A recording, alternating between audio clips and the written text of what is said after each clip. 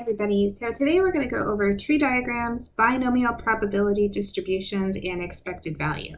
Let's quickly review independent events. When A and B are independent events, then we can find the probability of A times B by multiplying the probability of A times the probability of B, and that's really going to be helpful. Because when we look at tree diagrams, this is a graph that's going to organize the outcomes in an experiment that consists of multiple parts, and what we're really hoping for are these multiple parts to be independent. So I want to show you an example of flipping a coin and then selecting a number from the set 1, 2, 3. And notice these two things don't have anything to do with each other, so they're two separate independent events that we have put together. Drawing a tree diagram means that we make these things like branches. So when we flip a coin, we know that we have two things that can happen. We could get a head or we could get a tail. Then after we've done that, we pick a number from the set 1, 2, 3. So with the head, I could have a 1, a 2, or a 3. With the tail, I could have a 1, a 2, or a 3. So I have all these little branches that show everything that can happen, and you could count the overall branches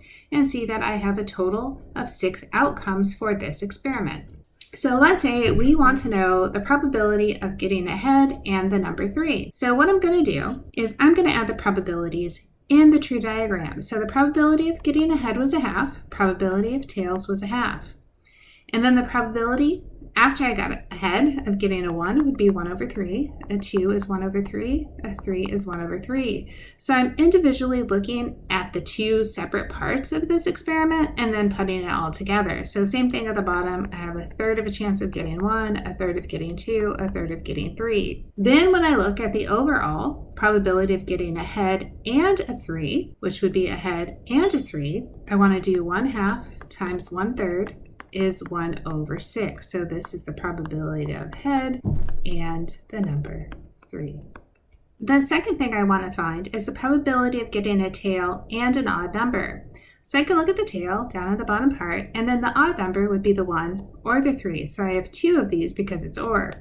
So getting a tail and a 1 would be 1/2 times a third. Probability of getting a tail and a 3 would be 1/2 times 1/3. So I have 1 over 6 plus 1 over 6, which is 2 over 6, and I can reduce that to 1/3. So really important to think about when you have the tree diagram, go all the way across to find your final probability. So let's take some other kinds of problems to look at. This is a probability distribution function, PDF, for the number of years it takes to earn a bachelor's degree is given below, which is our chart on the right. So X has the values 3, 4, 5, 6, 7, and then there's probabilities 0.05, 0.4, 0.3, 0.15, 0.1, which adds up to 1. So this X, which is represented by the probability distribution function, we want to know what does that represent? Is it the number of years it takes to earn a Bachelor of Science degree? Is it the number of students who have a Bachelor of Science degree in the sample? Is X the number of times a student earns a Bachelor of Science degree? Is X the number of years it takes to earn a Bachelor of Science degree on average? Or is X the number of students to ask until you find one with a Bachelor of Science degree? So when you're looking through this, hopefully you notice that it is A, the number of years it takes to earn a Bachelor of Science degree, and it did that in the direction so that you would know what the PDF stands for. So a second question for this data is, what does it mean that the value of 0, 1, and 2 are not included for the X in the PDF? Well, hopefully it makes sense that that means that nobody took 0, 1, or 2 years to earn a Bachelor of Science degree. Nobody can earn a degree in 0 years. Maybe somebody could really rush through it and get it in 1 or 2, but according to our data, nobody did that. The fastest they completed the degree was 3 years.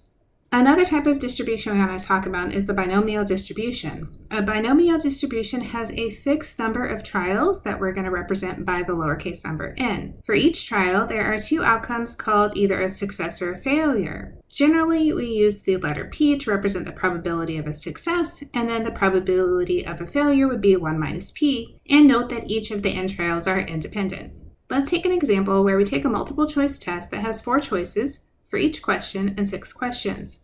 Assume we just guess the answer to each question. A success would be getting the question right, a failure would be getting the question wrong. Since there are 4 choices, P would be equal to 0.25, and the probability of failure would be 1 minus 0.25, which is 0.75. The number of questions represents 6 trials of guessing the right answer, so in this case, our n is equal to 6. A binomial probability distribution gives all the possible values for the random variable x. For notation, we have x is a binomial distribution of np. So with this capital X, we have the tilde to go with the distribution, b to stand for binomial distribution, n for the number of trials, and p for the probability of success. For our example of guessing the right answer to a test, we would write x tilde b 6, 0.25. So 6 trials with 0.25 probability of success. With 6 trials, x can have the values of 0, 1, 2, 3, 4, 5, and 6, which would represent getting 0 questions right, 1 right, 2 right, 3 right, 4, 5, or all 6 correct. To show you what that means, I want to show you that there's one way to get all of them wrong, and I'm using the x to represent that the questions were wrong. And then the next little box I have if we got 1 right. And notice I could get the first one right, or the second one, the third one, the fourth one, the fifth one, or the sixth one. So there's a lot of variation to the problem. Making that bigger and saying, what if I got 2 right? Looks like this. So maybe I got the first 2 right, or the first and the third, or the first and the fourth. And you start to see how big it is to look at a binomial probability distribution. So let's take some examples and use some technology to show how we're going to do this. A pet store supplier has a supply of parakeets of which 20% are blue. A pet store orders 16 parakeets from the supplier. If the supplier selects the parakeets at random, what's the chance that the pet store gets exactly 2 blue parakeets?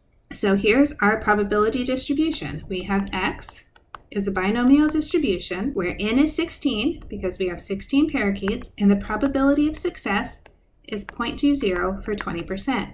And we want to look at the probability that we get exactly 2 blue parakeets. So I'm going to go to Desmos, and you can type in binomial dist, or you can go to the keyboard, go to the functions, and go through until you find distributions. And you can see binomial distribution is there. That would bring up the same kind of notation. Notice it tells you need to know the number of trials. So our number of trials was 16, and our probability of success was 0.20. I'm going to hit the zoom in so you can see it, and then I'm going to hit find cumulative so I can say exactly 2 would be minimum of 2 to maximum of 2. That isolates the 2, and it tells us our probability is 0.2111. If you don't do the cumulative, that's still okay. You would just have to count 0, 1, 2, and you can click on it to get the probability. So let's write in that we got 0.2111. Let's make that a little bigger. The Higher Education Research Institute at UCLA collected 203,967 incoming first-time, full-time freshmen from 270 four-year colleges and universities in the U.S. 68.1% of those students replied that yes, they believe the same-sex couple should have the right to legal marital status. Suppose that you randomly picked 8 first-time, full-time freshmen from the survey. You're interested in the number that believe the same-sex couple should have the right to legal marital status. Let the random variable x be the number that reply yes, and we can see that x is a binomial distribution with 8 trials and 0.681 as the percent of success. Fill in the PDF below. So we are going to figure out when x is 0, 1, 2, 3, 4, 5, 6, 7, 8, what that would give us. This time I will show you that I can hit the functions, go over to the distributions, pick binomial. We have 8 with our success is 0.681. Again, I'm going to zoom to fit so I can see the numbers well. And you can click find cumulative if you want to. And notice when I click on them, it gives me the probabilities. So at 0, it's 0.0001. At 1, it's 0.0018. 2 is 0.0137. 3 is 0.0584. 4 is 0.1559. 6 is 0.2663. 6 is 0.2842. 7 is 0.1733. And 8 is 0.0463. I put all the probabilities into our chart, and now we're going to find 2 more things. We want to find the mean and the standard deviation of the data. There are a couple of ways to do this, and the easiest way would be to go to Desmos and type mean in front of the binomial distribution, and then to type standard deviation in front of the binomial distribution. Back to Desmos, I'm going to do these in 2 separate lines to show you. So the mean gave me 5.448, and the standard deviation gave me 1.318. For the mean, you can also multiply the x times the probability of x for all of the data points and add them up. That will give you the mean. And then for the standard deviation, you can find sigma is equal to n times p times 1 minus p. So let's try that for our particular example. So we would have sigma is equal to the square root of 8 times 0.681 times 1 minus 0.681. This still gave me about 1.3183, which is the same thing we got in Desmos, so you can select which way you would like to do your calculation. Let's try another binomial. This says, given a binomial distribution with 25 trials where the probability of success is 0.9, what's the probability of getting at least 15 successes? I want you to really pay attention to those words at least or at most. At least means 15 or more, where at most means 15 or less. So I'm typing in 25 for our trials, 0.9 for our success, and I'm going to hit find cumulative. At least 15 says a minimum of 15. It will go to a maximum of 25, which is how many we have. And notice how close to 1 this is, 0.99998. So I would say this answer would be 1. So what does this mean? This means that if I had a binomial distribution that had a probability of success of 0.9, then I know in 25 trials, I'm certain to have at least 15 successes.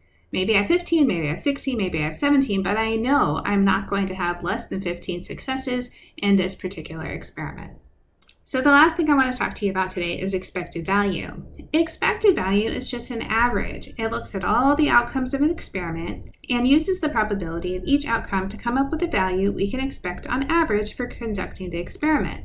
Our formula is E is equal to P of x1 times x1 plus P of x2 times x2 plus P of x3 times x3, continuing to P of xn times xn. So however many outcomes I have is how many multiplications I have to do. Where I see this the most is in shopping or in reviews, thinking about how many stars do we give something. So look at this particular product I picked that has an average of 4.5 out of 5 stars. And you can see 72% of the time it had a 5-star rating, 14% it had a 4, 6% it had a 3, 3% it had a 2, and 5% we had a 1. So if I took the stars and multiplied them by the probabilities, I would get 4.45. What you can see here is this was rounded to 1 decimal place, which is how it became 4.5 stars. Another place we could use this would be investing. This would help us weigh out success versus failure for a number of investments, but let's just focus on one. So an investor believes he has a 33% chance of making $400,000 on an investment in a new startup. He believes his chance of breaking even on the investment are 42, and he has a 25% chance of losing $120,000. Let's find the expected value of the investment. So our expected value is going to be 0.33 times 400,000, and that is a gain, so we leave it positive. And then he believes his chance of breaking even, which means nothing, right? He doesn't get any money, he doesn't lose any money. That's 42%. And then we have a 25% chance of losing, so I want to make that a negative $120,000. When I put that in my calculator, I get $102,000. The interpretation here is that he had multiple investments that were similar to this, where he had a chance to lose and a chance to gain money. We want to look at the average of what would happen with the multiple investments, and on average, he would gain money. So in this particular investment, he will either gain money, lose money, or break even, but on average, with multiple investments, he would make money in the long run.